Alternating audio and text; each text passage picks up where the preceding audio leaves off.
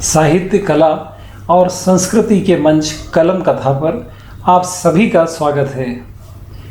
मुझे ये बताते हुए बहुत प्रसन्नता हो रही है कि आज हमारे विशेष मेहमान, जो 37 बरस से भी ज़्यादा समय आकाशवाणी में बिता चुके हैं, वो आज हमारे साथ उपस्थित हैं।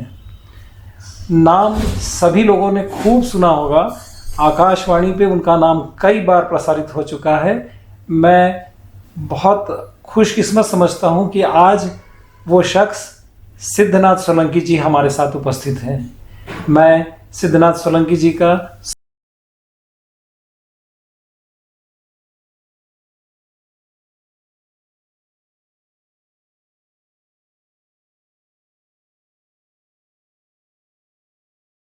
आपका बहुत स्वागत है। एक लंबे इंतज़ार के बाद आपसे मुलाकात का सौभाग्य मिला है और मैं चाहूँगा कि हम बातचीत आज शुरू से शुरू करेंगे। शुरू से मेरा मतलब ये है कि जैसा आप उज्जैन से हैं जी और बहुत पवित्र नगरी है, तो मैं चाहूँगा कि वहाँ से बातचीत शुरू करें और फिर हम आपके 37 वर्षों का जो अनुभव है उस तरफ बढ़ते चले जाएंगे। सबसे पहले तो पाटीदार साहब, आपकी जो कलम कथा यूट्यूब चैनल है उसके सभी जो सदस्य हैं उनको धन्यवाद देना चाहूँगा कि आपने मुझे एक सामान्य से व्यक्ति को ये मौका दिया। बहुत बहुत धन्यवाद। हाँ, मैं हृदय से आभारी हूँ। जैसे आपने कहा कि शुरू से मेरा बचपन जो है, मेरी शिक्षा, मेरा जन्म उज्जैन में हुआ, महाकाल की नगरी में हुआ, और जहाँ मेरा निवास है, मेरा पैतृक घर है, वो ऐसी जगह पर है जहाँ महाकालेश्वर की दूरी और मंगलनाथ की दूरी लगभग बराबर ही है। तो उसके बीच में हमारा घर है, जहाँ से सांदीपनी आश्रम जो है वॉकिंग डिस्टेंस पर है। तो ऐसे पवित्र मैं अपने आप को भाग्यशाली समझता हूँ कि मुझे वहाँ पैदा हुआ। मैं अपना और मैं अपने माँ बाप को भी वो उनकी कृतज्ञता, भाई हमारे तो वो एक तरह से भगवान ही हैं। उन्होंने मेरा नाम भी वो सिद्धनाथ के नाम उस पर दिया। हालांकि मेरा ऐसा, मैं तो सामान्य व्यक्ति हूँ। शुरू में वैसे पाटीदार साहब, मैं बताना चाहूँगा हमारे दर्शकों को कि सबसे पहले प्रारंभिक जीवन जो बाल्यावस्था में तो वैसे ही सब सामान्य रूप से जो पढ़ने में रहते हैं, मैं भी एक सामान्य सा छात्र था। आगे जाकर जब उतार चढ़ाव का एक क्रम, जैसे ही किशोरावस्था आती है, ऐसे ही जब मैं हायर सेकेंडरी में था, और वो समय था 1972 का। अच्छा। हाँ, तो 1972 में मैं जो है हायर सेकेंडरी में था और मेरा बायोलॉजी सब्जेक्ट था। तो एक तमन्ना थी कि मैं आगे पढ़ें, पर चूँकि पिताजी और उनकी आर्थिक स्थिति इतनी अच्छी नहीं थी, वो एक साधारण से टीचर थे। अच्छा। हम 3 भाई बहन, और उस समय जो आमदनी थी, हमारे पिताजी एक शिक्षक थे, तो उनकी तनख्वाह भी एक साधारण सी थी। तो उसमें उन्होंने कहा, नहीं बेटे, तुम तो कहीं नौकरी कर लो या कोई ऐसा सीख लो, ऑटो पार्ट्स का काम या सुधारने का।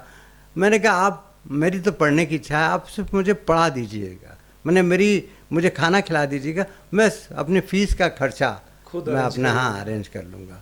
तो वो सहमत हो गए, और फिर ईश्वर की कृपा से मैं अखबार बांटकर और ट्यूशन पढ़ाकर बच्चों को पढ़ाने जाता था, बहुत छोटी क्लास के बच्चों को, और सुबह अखबार बांटता था और फिर अपने कॉलेज चला जाता था। अच्छा। और इसी बीच में एक ऐसा दौर भी आया, क्योंकि व्यक्ति का सुख और दुख का जो समय है वो कह के नहीं आता है। चाहे वो किशोरावस्था हो, चाहे बचपन हो, जवानी हो या वृद्धावस्था हो। तो एक संक्रमण काल का दौर था, वो मेरे सामने भी आया, और उसमें ये रहा कि मेरे एक, उनको कह सकते हैं गुरु, हालांकि वो मेरे दूर के रिश्तेदार थे, तो उन्होंने मुझे सलाह दी कि भाई ये गायत्री की एक जो तस्वीर है ये सामने रखो और गायत्री मंत्र पढ़ो। और चूँकि गायत्री मंत्र बहुत पावरफुल, आर्य समाज भी उसको मान्यता देता है और वो भी आर्य समाज का ही मूल मंत्र है। बाद में और भी, और वो चूँकि ऋग्वेद से है, महामंत्र है, तो उन्होंने सलाह दी कि भाई आप ये गायत्री मंत्र पढ़ो और साथ ही साथ आप जो है वो आदित्य हृदय स्त्रोत का पाठ सुबह पढ़ा करो। तो मैं चूँकि अखबार बांटने से पहले मैं पढ़ के जाता था, भगवान की पूजा करता था। और उससे देखिए क्या होता है पाटीदार साहब, मेरा ये मान्यता है कि ईश्वर आपको कोई चमत्कार नहीं करता, आपको उस दौर से सामना करने की एक शक्ति प्रदान करता है। जी हाँ। तो वो शक्ति जो साहस आप में जाता है वो कहीं ना कहीं उसकी मेरी ये धारणा है कि वो शक्ति आपको ईश्वर के माध्यम से ही प्राप्त होती है। और वो ईश्वरी तुल्य ही थे जिन्होंने मुझे मार्गदर्शन दिया, तो मैंने उसका अनुसरण किया और मैं अपना सतत उस तरह करता रहा।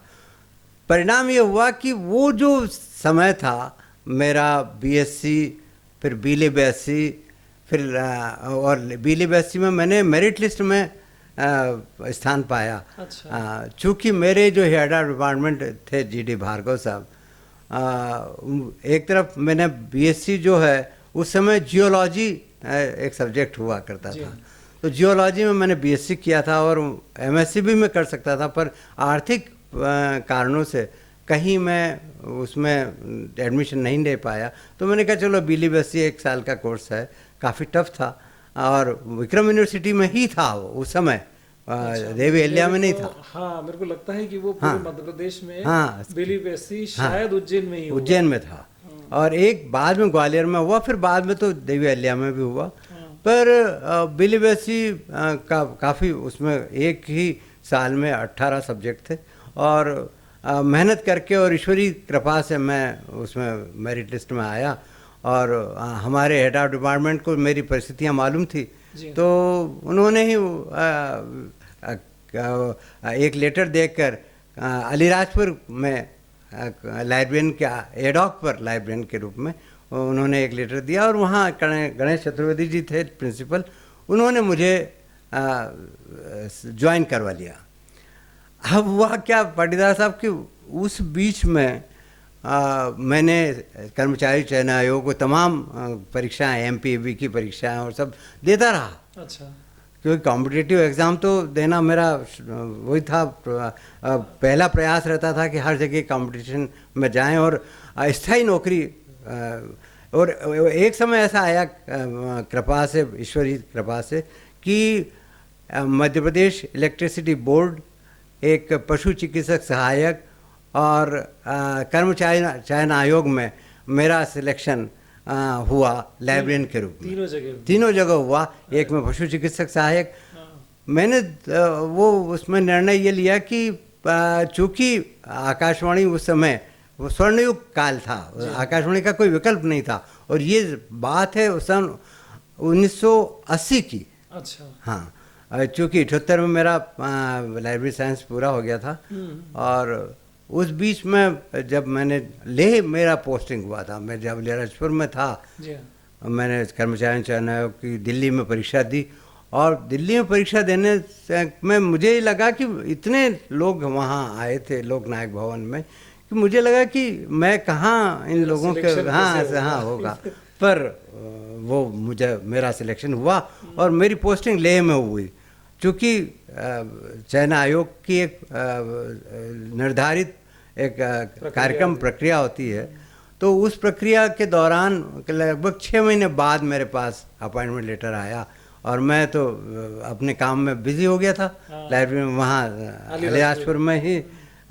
तो वहाँ एक पारिक साहब थे प्रोफेसर, वो जब लेटर मुझे मिला तो उनको मैंने, सर ये लेटर आया है, तो उन्होंने कहा अरे वाह बहुत बधाई हो, तुम्हारा सिलेक्शन हो गया।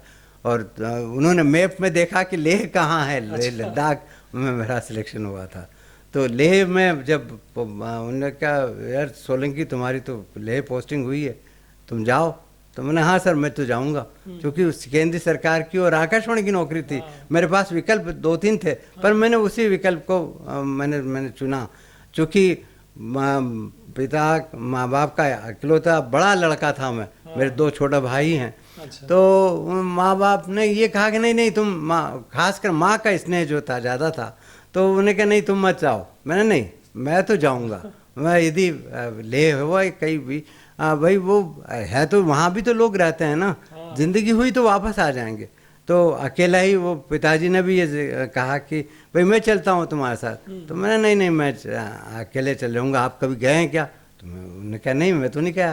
तो मैं मुझे तो उस समय पाटीदार साहब, मैं हमारे दर्शकों को भी बताना चाहूँगा कि ये बात 1980 की है, जब लेह लद्दाख के लिए मात्र एक बस श्रीनगर से चलती थी। अच्छा। सुबह सुबह, और उसकी एडवांस बुकिंग होती थी। जब मैं पहली बार गया तो उन्होंने कहा साहब जगह तो फुल हो गई है, अब आप इंतज़ार करिए अगली बस का जो 2 दिन बाद जाएगी। तो मैं 2 दिन इंतज़ार किया, बुकिंग करवाई, मैं रहा और उस बस से हम रात को कारगिल पहुंचते थे। अच्छा। कारगिल में हमारा नाइट स्टे होता था, और अगले सुबह हम सिर्फ फिर लेह के लिए रवाना होते थे, और शाम तक जो श्रीनगर से जी कारगिल तक का सफर पूरा दिन हाँ चलना जी पड़ता था। पूरे लगभग 12 घंटे का सफ़र होता था। अच्छा। और कारगिल में चूँकि रात्रि में उस समय ऐसे संसाधन नहीं थे, अब तो 12 घंटे में क्या 8 घंटे में ही लेह से श्रीनगर आ जाते हैं। पर उस ज़माने में ऐसी परिस्थितियाँ थी कि ऐसे रोड भी नहीं थे। उस और समय कारगिल में कुछ आबादी होती थी या जी जी नहीं आबादी होती थी, लोग रहते थे। और मैं बताना चाहूँगा हमारे दर्शकों को, आपको भी, हमारे सभी सदस्यों को, कि वहाँ के लोग जो है लेह लद्दाख के और कारगिल के वो लोग बड़े बहुत ही सीधे साधे स्वभाव के रहते थे, बड़े ईमानदार होते थे। वह जैसे आप दूसरी पर्यटन जगह पर अमूमन ये देखा जाता है कि पर्यटकों को कई बार परेशानियों का सामना करना पड़ता था। लेह लद्दाख द मूल लैंड के नाम से उस समय भी जाना जाता था। अच्छा। और फॉरेनर्स जो ट्रैकिंग के लिए आते थे जी हाँ। और वहाँ एक जगह से दूसरी जगह पूरा ग्रुप आता था और वो ट्रैकिंग करता था। चूँकि वो 1980 का समय ऐसा था कि वहाँ एक तो वेदर आज भी ऋतुओं का तो वो रहता है कि जब -20 या -15 -30 का जब टेम्परेचर होता था, तब जो है आपका कोई भी प्लेन या कोई भी वो यात्रा नहीं होती थी। अच्छा। और वो खासकर सर्दी के दिनों में बहुत परेशानियां होती थी, पर गर्मी में बहुत ठीक सुकून होता था। सब्जियां भी मिल जाती थी। हाँ और तो और आपके हर चीज़ें, मैंने खाने का जो तेल है वो जम जाता था। अच्छा। हाँ तो और मैंने अपने बालों को भी मुंडवा लिया था क्योंकि वहाँ होता था ये कि आप यदि नहाएंगे तो आपके बालों में बर्फ़ जम जाएगी। हाँ। और यदि आप प्रतिकूल परिस्थितियाँ हुई तो आपको परेशानी हो सकती है, तबीयत खराब हो सकती है। एक और बात कहना चाहूँगा कि वहाँ का जीवन, वहाँ के लोकल लोग सर्दी गर्मी में एक जैसे रहते थे। अच्छा। लद्दाख का जो माहौल है आज भी, हाँ वो एक जैसे रहते थे, उनकी वेशभूषा भी एक जैसी थी। पर चूँकि नीचे से जो डाउन से जाते थे लोग, उनको चूँकि वहाँ के वातावरण में एडजस्ट होना, उनके शरीर को एडजस्ट होना थोड़ा सा कठिन था। वहाँ जैसे ही आप बाय प्लेन पहुँचते थे तो एयरफोर्स वहाँ जब एयरपोर्ट पे पहुँचते थे तो वहाँ आपको आधे पौन घंटे वहाँ स्टे करने दिया जाता था, उसके बाद आप निकलते थे, क्योंकि वहाँ ऑक्सीजन की कमी होती थी। जितनी ऑक्सीजन वहाँ है वहाँ इतनी नहीं रहती थी। और कुछ लोगों को वहाँ स्किन डिसीज़ हो जाती थी। अच्छा। चमड़ी काली पड़ने लग जाती थी। और जैसे ही स्टाफ में भी मैंने देखा 1-2 लोगों के साथ ऐसा हादसा हुआ तो उनका तुरंत ट्रांसफ़र जो है नीचे कर दिया गया, श्रीनगर या पंजाब, जहाँ जहाँ उसका कार्य क्षेत्र था उस जोन का, वहाँ कर दिया गया। तो ऐसे में पर ईश्वरी कृपा से एक और बात बताना चाहूँगा कि मैं शुद्ध शाकाहारी था उस समय। और वहाँ अमूमन जो लोग होते हैं, मैं श्रीनगर से लगाकर लेह तक, वो मांसाहारी ज़्यादा रहते हैं। हाँ, और चूँकि वहाँ सब्जियाँ और ये नहीं होती है, बहुत सारी चीज़ें नीचे से। और एक और बात, संसार का सबसे ऊंचा रेडियो स्टेशन लेह लद्दाख था, लेह का था। और उस समय वहाँ इलेक्ट्रिसिटी, मैं समझता हूँ आज है कि नहीं कुछ कह नहीं सकता, पर पावर सप्लाई जो अमूमन हमारे घरों में होती वैसे नहीं होती। वहाँ जनरेटर पर सारा रेडियो स्टेशन चलता था, और भीमकाय आकार के जनरेटर होते थे जो पूरे सुबह से लगाकर रात तक चलते थे। और वो खासकर सर्दियों के समय में उन जनरेटर को भी गर्म करने के लिए, चूँकि डीजल हाँ, तो वो रात में भी उसको वहाँ लगाते थे, सिगड़ी, वो बुखारी कहते थे, वहाँ बुखारी लगती थी और उसको गर्म रखा जाता था और सुबह से रात तक उसी पर चलता था। मतलब जनरेटर 24 घंटे चला करते थे। दूसरा एक और बात की कम्युनिकेशन, पत्रों का आना जाना, लगभग 15-15 दिन, महीने भर पत्र नहीं आते थे आपके। आज तो मोबाइल का युग है, उस ज़माने में जब 1980 में कोई मोबाइल का था ही नहीं, चलन था ही नहीं, लैंडलाइन था। और वो भी जैसे सपोज़ मुझे बात करना होती, मेरे स्वास्थ्य, मैं स्वस्थ हूँ, ये हमारे माँ बाप को बताना होता था, हाँ, तो बात करना होता था। तो पास में एक पुलिस, उज्जैन में जीवाजीगंज पुलिस थाना है, वहाँ कहते थे कि भैया मैं लेह से बोल रहा हूँ और मेरे मदर फादर वहाँ रहते हैं, आप प्लीज़ उनको बुला दीजिए, मैं थोड़ी देर बाद कॉल करूँगा।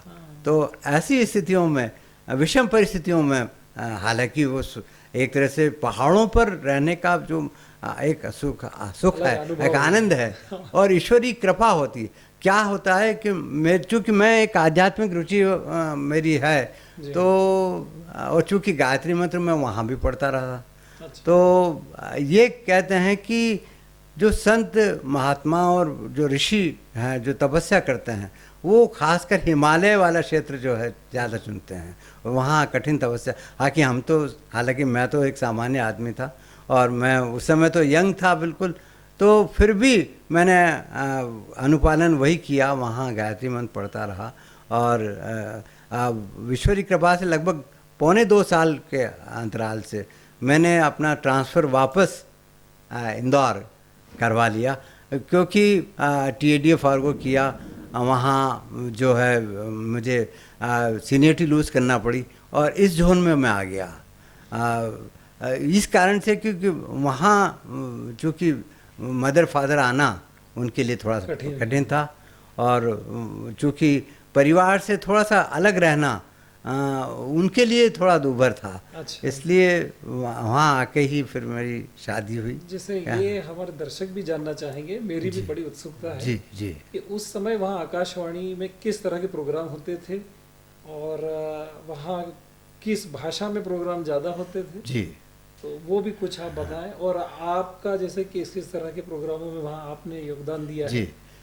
मैं पाटीदार साहब ये बताना चाहूँगा हमारे दर्शकों को कि चूँकि मैं लाइब्रेरियन था उस समय, तो सीधा संपर्क मेरा कार्यक्रम को बनाने में नहीं था, पर उनका सहयोग देने में, रिकॉर्ड्स, नए रिकॉर्ड्स, और चूँकि वहाँ पर लद्दाखी भाषा जो एक डायलेक्ट है लद्दाखी ले, तो वो बौद्धिस्ट लोग की संख्या ज़्यादा है और वहाँ बड़े बड़े गुम्फाज, हेमिस और वहाँ फेस्टिवल भी होते थे। अच्छा। और विदेशी लोग उसको देखने के लिए भी आते थे, तो उनके लिए तो कार्यक्रम होते ही थे, पर जो फरमाइशी वो बोलते उसमें थे, पर गाने हिंदी के रहते थे। अच्छा। हाँ, और कभी कभी पंजाबी और कश्मीरी भी रहते थे, पर शाम का समय जो है, चूँकि पूरा लेह का एरिया है, वो फौजी भाइयों का ज़्यादा रहता है, सीमा का क्षेत्र। हाँ, सीमा क्षेत्र,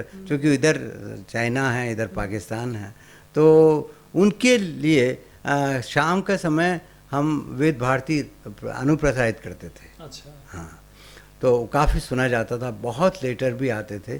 और हमको खासकर आकाशवाणी के लोगों के लिए वहाँ वो स्वागत करते थे सेना के लोग। अरे हाँ, उनका मैस होता था।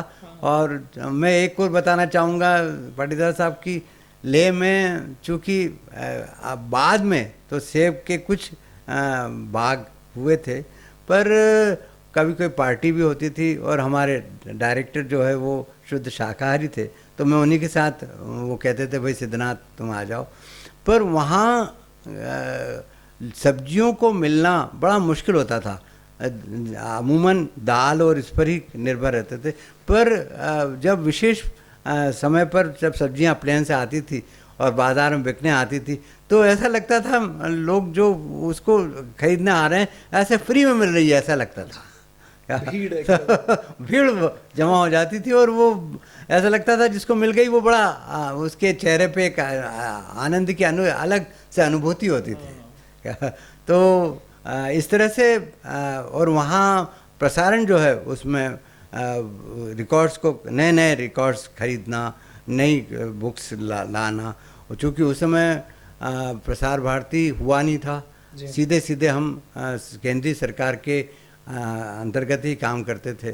बाद में प्रसार भारती आया तो बजट की कोई समस्या थी नहीं। स्पेशल अलाउंस हम लोगों के लिए वहाँ रहने के लिए भी, खासकर हम लोगों के लिए जो नीचे से जाते थे। और एक बात और, वैसे हमारे सभी दर्शक जानते होंगे कि आकाशवाणी और दूरदर्शन और दूसरे मीडिया में कई विंग काम करती है।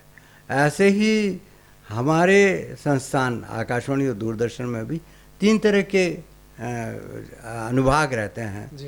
एक कार्यक्रम अनुभाग जिसके अंतर्गत हम लोग आते थे, दूसरा होता है इंजीनियरिंग अनुभाग, अभियांत्रिकी अनुभाग, जिसमें इंजीनियर्स रहते हैं और वो सारा मेंटेनेंस जो मशीनें रहती है वो रहते हैं।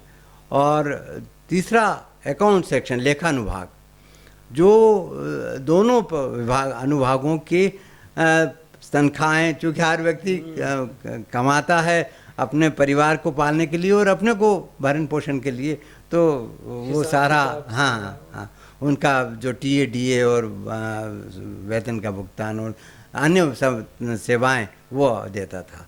तो इस तरह से आज भी वही कार्यप्रणाली है।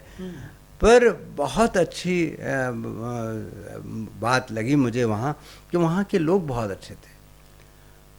जब खासकर सर्दियों के दिनों में वहाँ एकमात्र विकल्प आपके पास हवाई यात्रा थी, और हवाई यात्रा भी डिपेंड करती थी वेदर पर।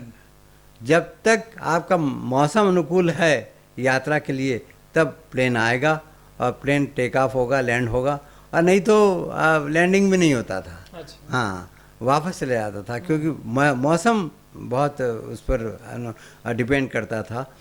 तो ऐसा फिर वहाँ से मैं 1900 दिसंबर 1981 में अच्छा मैं इंदौर आ गया। इंदौर वो समय भी रेडियो का अपना एक महत्वपूर्ण स्थान था, और उस ज़माने में हमारे श्रोताओं को बताना चाहूँगा कि आज तो हमारे बहुत सारे दर्शक ये नहीं जानते होंगे कि जो ग्रामोफोन रिकॉर्ड्स होते हैं वो क्या तो आकाशवाणी इंदौर उस समय में ऐसी उसमें था कि मेरे आने से पहले वहाँ रिकॉर्ड भी बनते थे इनसाइड आउट में। जैसे अमूमन क्या होता है कि रिकॉर्ड प्लेयर में आपको बाहर से नीडल रखना पड़ती है और वो अंदर आती है जी। पर वहाँ जो बनते थे वहाँ बड़े बड़े कलाकार आते थे और वहाँ रिकॉर्डिंग होती थी। कुमार गंधर्व और सबकी वहाँ रिकॉर्डिंग्स थी, उनके अपने रिकॉर्ड्स बने हुए थे, वहीं से। तो वो अंदर नीडल रखते थे और बाहर, और उनकी स्पीड इतनी तेज रहती थी 78 RPM। अच्छा। तो बहुत 3 मिनट के रिकॉर्डिंग वो सब पूरा हाँ रिकॉर्ड ख़त्म हो जाता, अगला लगाएं। तो हालांकि तकनीकी आज के युग में हम देखते हैं कि मनुष्य चांद पर पहुंच गया है और भी आगे की यात्राएं रह रही हैं।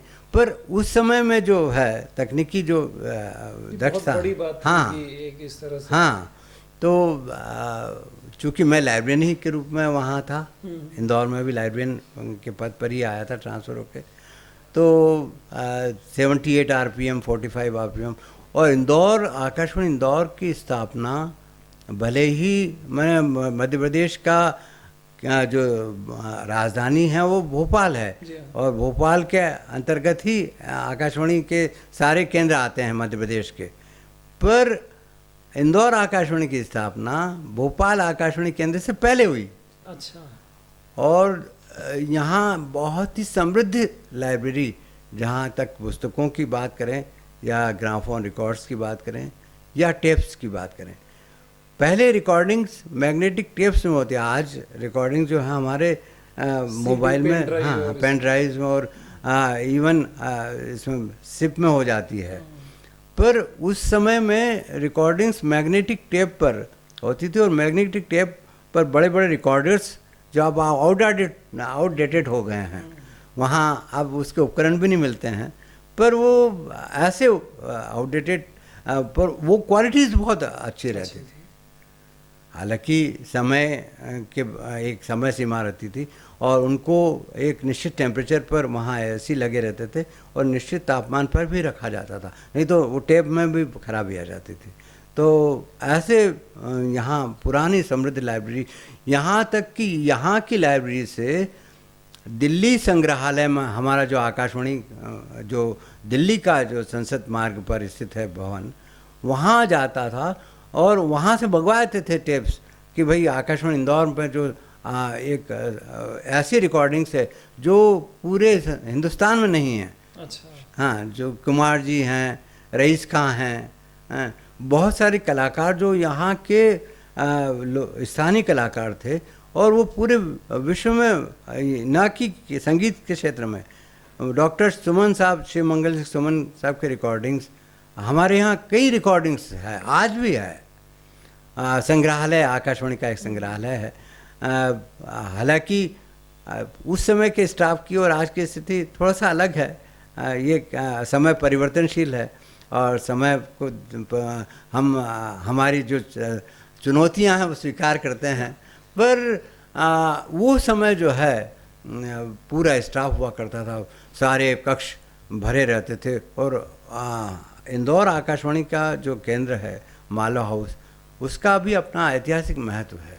मालवा हाउस से मेरे को आपसे ये जानने की इच्छा रहेगी जी कि मालवा हाउस में बहुत बड़े बड़े कलाकार, देश विदेश ख्याति प्राप्त कलाकारों ने रिकॉर्डिंग करी होगी, इंटरव्यूज हुए होंगे जी, तो उनके बारे में कुछ बताएं। जैसे मैं सोचता हूँ आमिर खान साहब, जी जी, राग अमीर के नाम से चली है, तो कुमार गंधर्व साहब, ऐसे बड़े बड़े नाम जो रहे होंगे, तो उनके साथ आपका कैसा अनुभव रहा? क्या आप उनको पर व्यक्तिगत रूप से आपकी मुलाकात है? नहीं, ये हमारे दर्शकों को कहना चाहूँगा कि आपको भी बताना चाहूँगा कि मैंने जब ज्वाइन किया तब ये लोग नहीं रहे थे, पर दूसरे कलाकार जो उनकी रिकॉर्डिंग जरूर थी। अच्छा। आमिर खान साहब के टेप्स भी थे, इनसाइड आउट रिकॉर्डिंग्स भी थी, पर तो मैं हाँ यहीं हाँ मालवा हाउस में रिकॉर्डिंग हुई।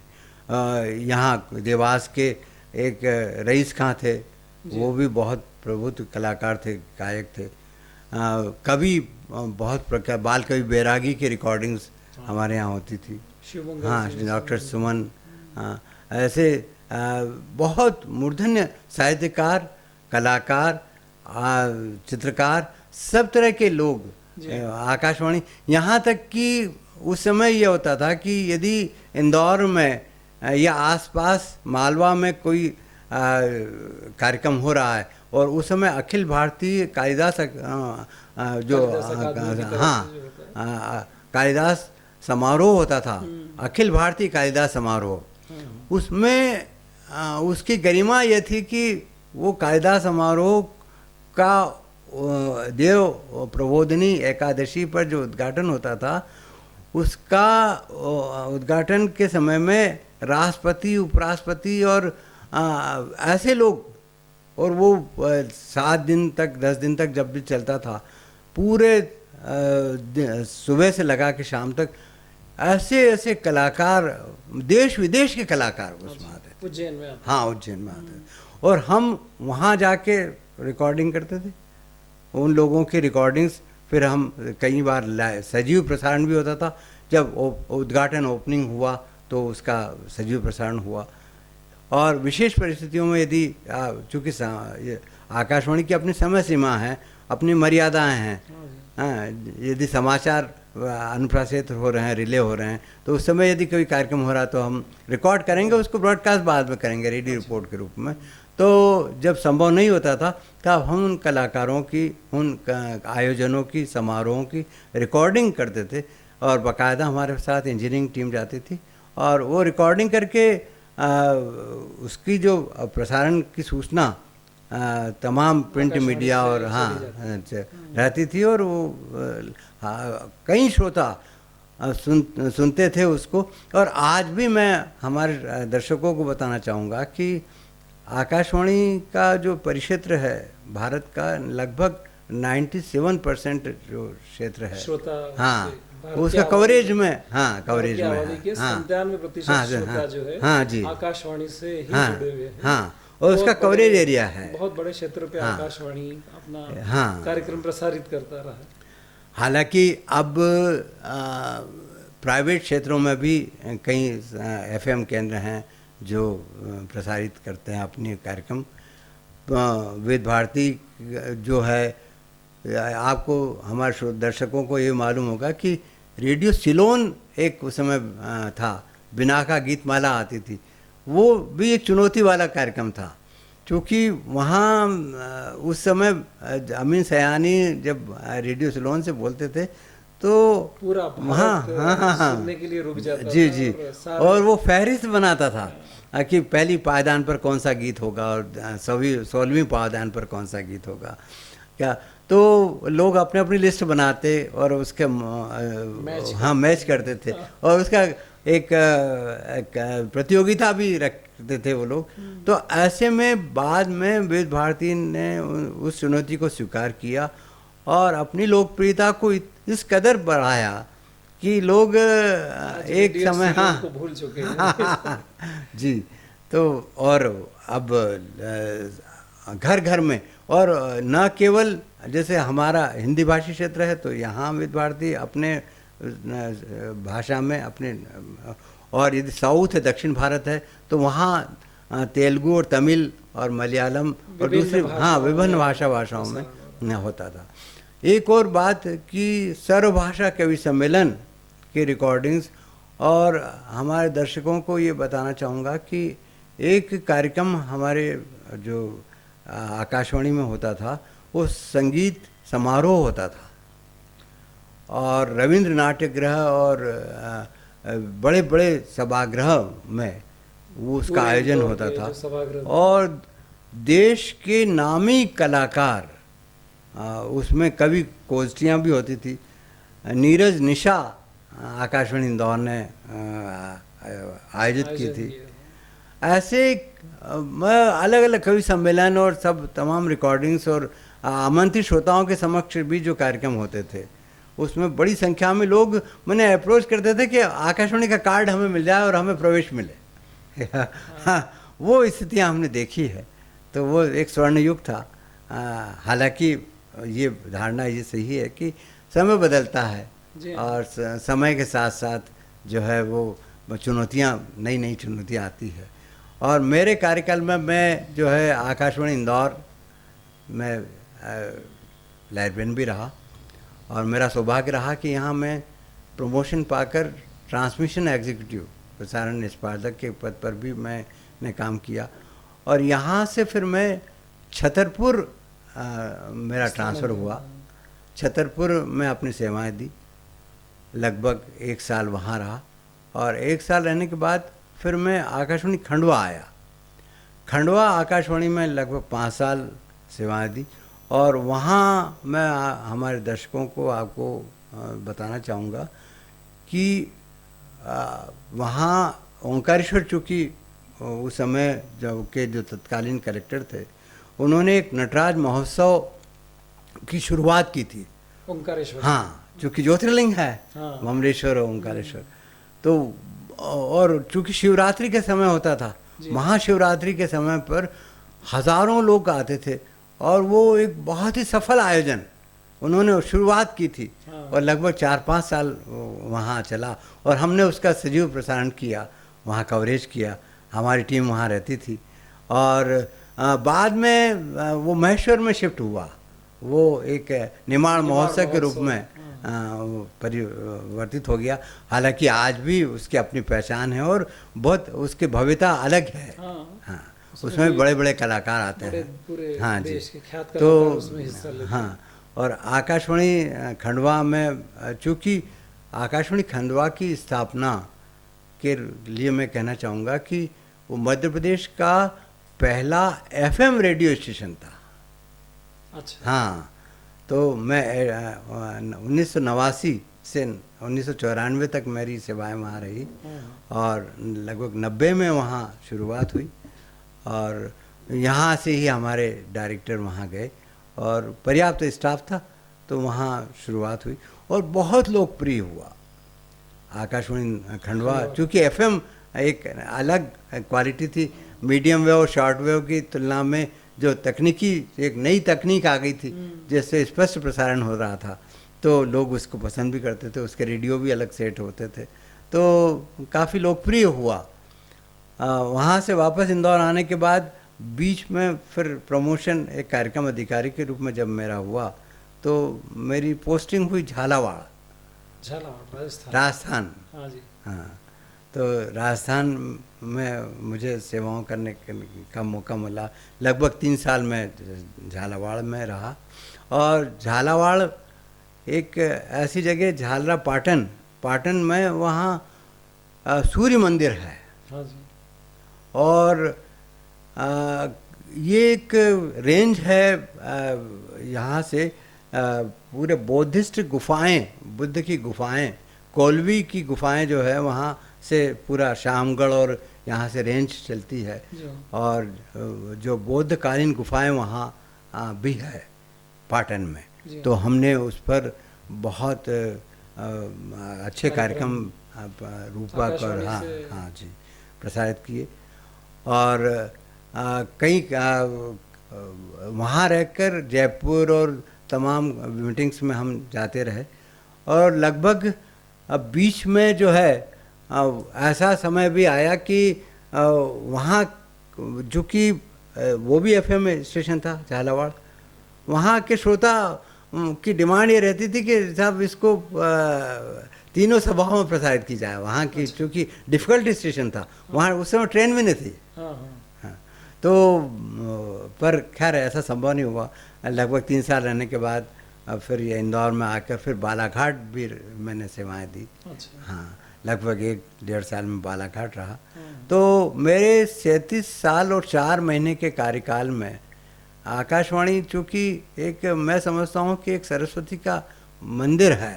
हाँ, और चूँकि लाइब्रेरियन के रूप में मैंने अपनी सेवा शुरू की थी, तो उस समय में कार्यक्रम प्रमुख के रूप में मैं जब मेरे सेवानिवृत्त हुआ था तो कई पदों पर और कई कार्यक्रमों में शिरकत की और कई कार्यक्रम प्रस्तुत किए। खासकर जो अभी हमारे श्रोताओं को बताना चाहूँगा, दर्शकों को, कि अब सिमस आने वाला है।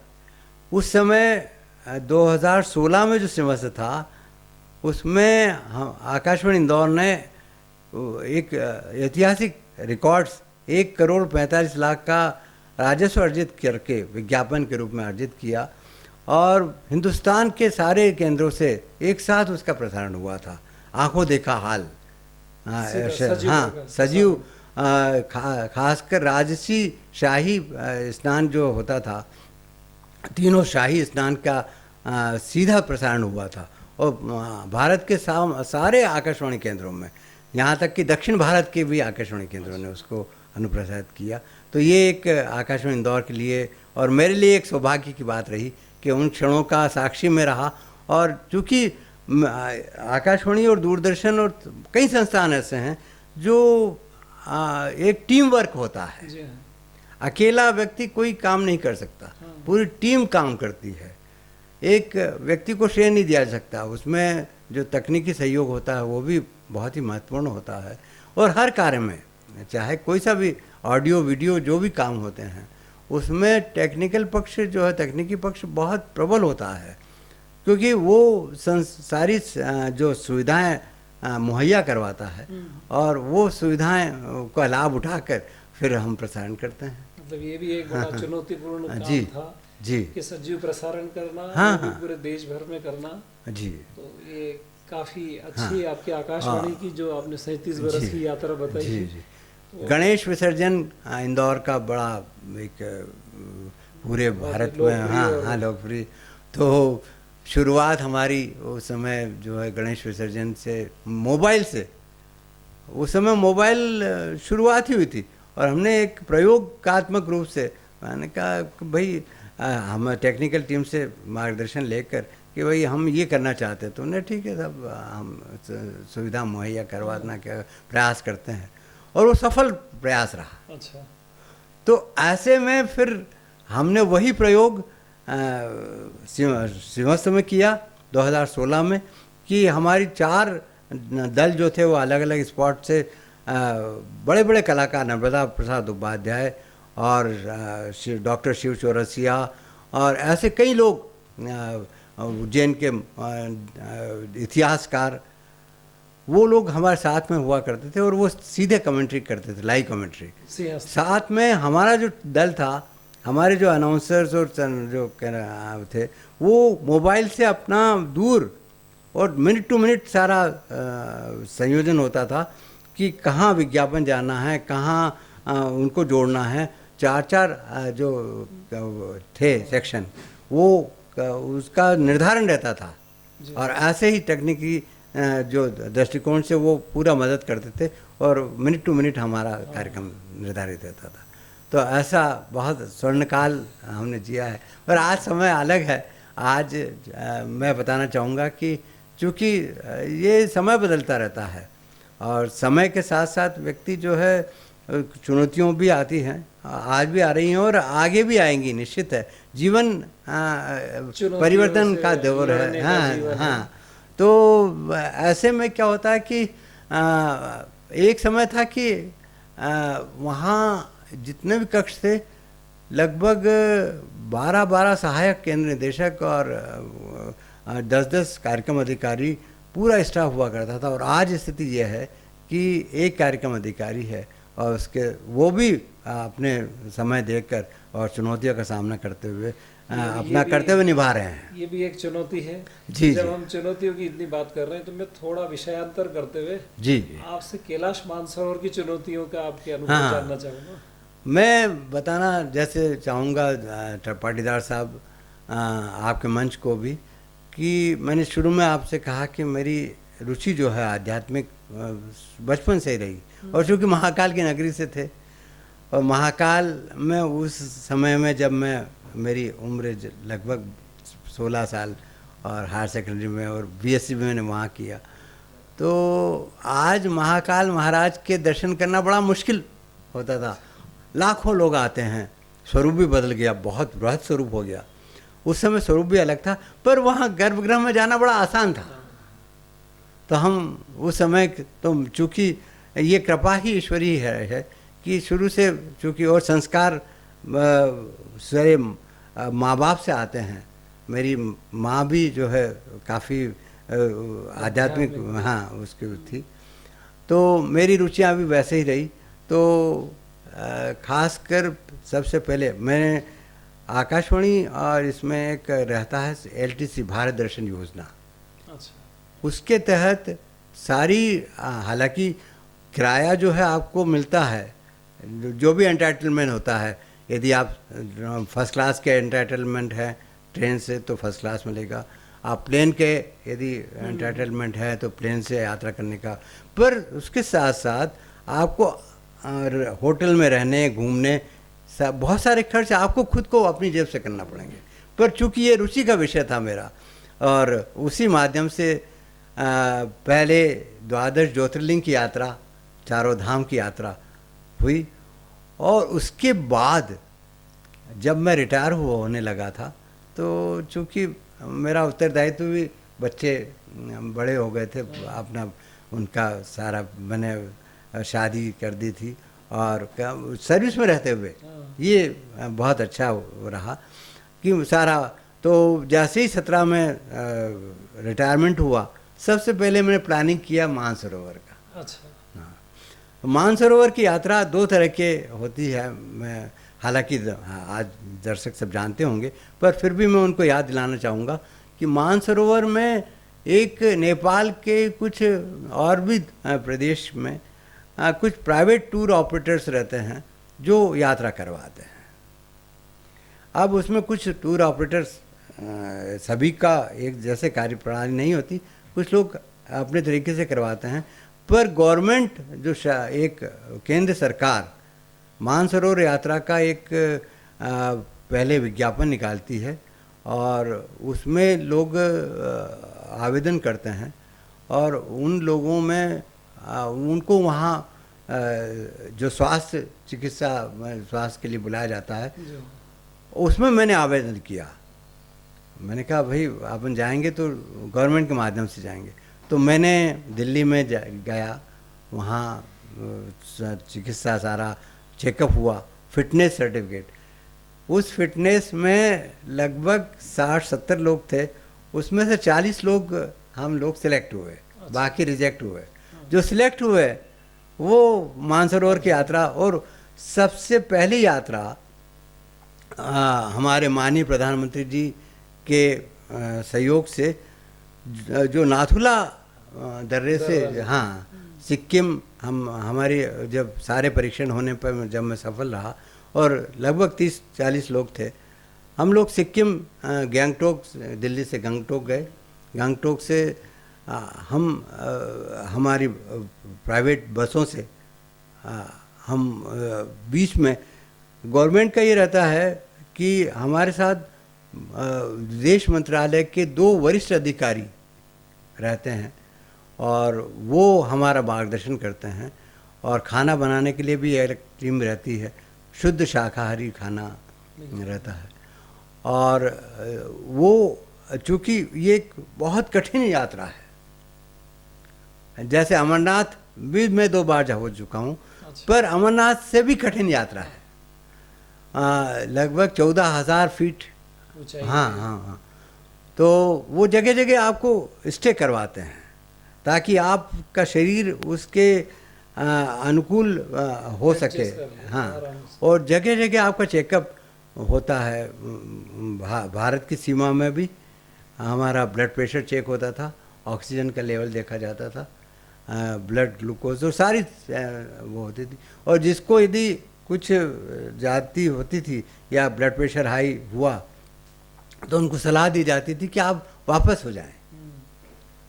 तो ऐसे में कुछ लोग बीमार भी हुए और वो 40 लोगों का दल लगभग हमारा 30 लोगों में हो गया, 10 लोग वापस आ गए। जैसे ही हम चाइना बॉर्डर में गए नाथुला पास से, तो वहाँ एक विशेष वो सलाह थी कि भाई आप चूँकि शुद्ध शाकाहारी है और वहाँ सामान जो है, तो यहाँ से कुछ राशन, तो पैक्ड राशन हम लोग हमारे बैग में, तो वो सुरक्षा के दृष्टिकोण से वहाँ चेकिंग भी बड़ी होती थी।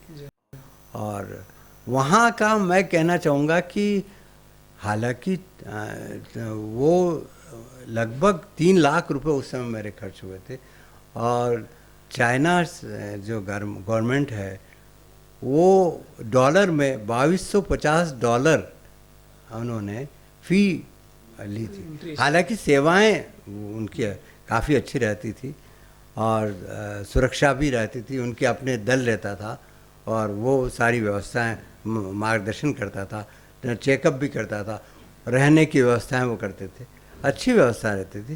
पर एक सामान्य आदमी के जाने के थोड़ा सा सोचना पड़ता था।